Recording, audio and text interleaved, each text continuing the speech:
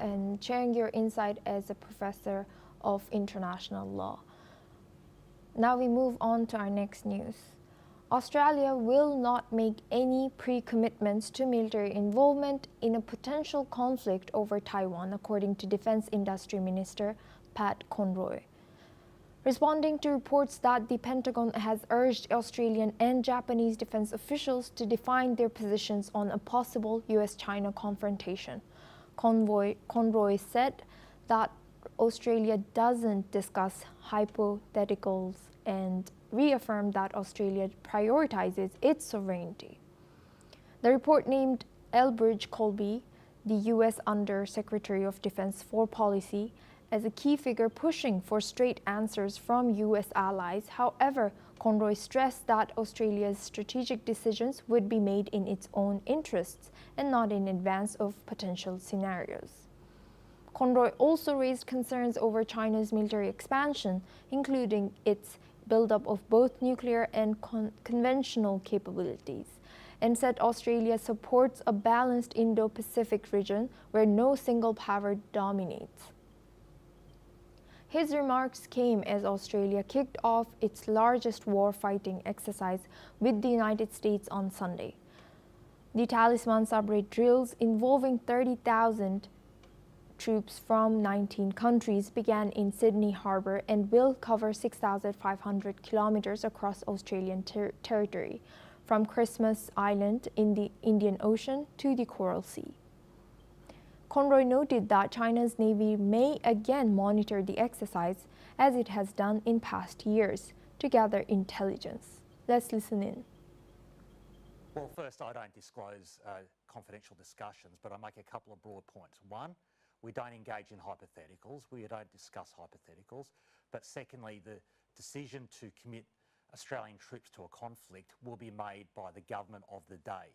Not in advance, but by the government of the day, and that's our position, and it's been long established. Well, again, I'm not going to foreshadow everything that the Prime Minister will or won't say, but the conversation with his counterparts will cover economic, security and human rights issues. We've been very clear about that, but we are being very clear that we want a balanced region where no one is dominated and no one dominates. Okay. We're seeing in my portfolio of the Pacific, China seeking to secure a military base in the region, and we're working very hard to be the primary security partner of choice for the region because we don't think that's a particularly optimal thing for Australia.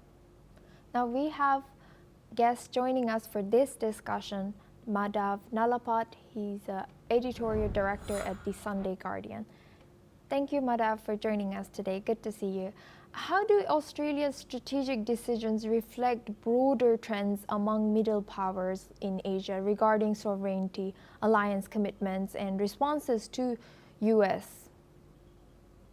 The fact of the matter is, the U.S. is seriously planning for a possible conflict in the Indo-Pacific, and it's more or less certain that conflict will be over Taiwan.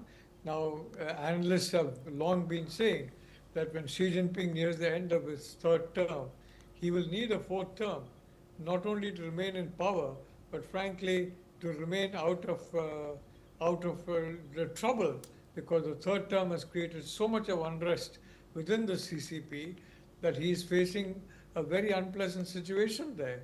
So he definitely needs a fourth term, and for that he may need a quote-unquote military victory, and therefore he may be looking at Taiwan.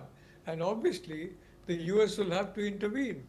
And frankly, when you listen to the Australian conversation, on the one hand, they're saying they will not commit in advance, absolutely, that's perfectly justified. On the other hand, they're saying that they do not want any one power to control the Indo-Pacific region, and that's exactly what India is saying, that's exactly what the US is saying. And then the same, so quite frankly, I don't believe the Australians have got much choice in the matter. They won't allow China to prevail in Taiwan, because that would be a complete disaster for all the democracies, including the US, India, Australia, Japan. The US already directly asked Japan what its response is going to be, and the Japanese have, as usual, they've been very discreet and very polite. And so far, I think they've avoided saying anything publicly. but even Japan will be drawn to it, South Korea will be drawn to it, and like it or not, India will be drawn into it. Because the fact is, nobody wants the Indo-Pacific to become a Chinese lake. And eventually, that Chinese lake will end up on the shores of San Francisco. And that is the whole problem.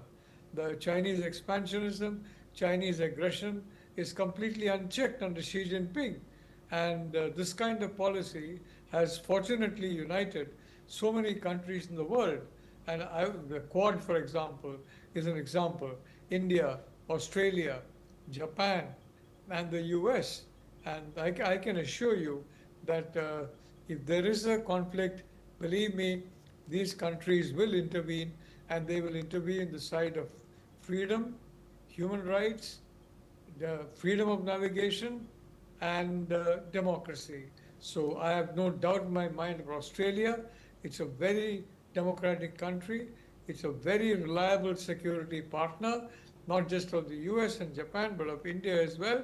And I have absolutely no doubt the Australians will step up to the plate the way they always have in past conflicts.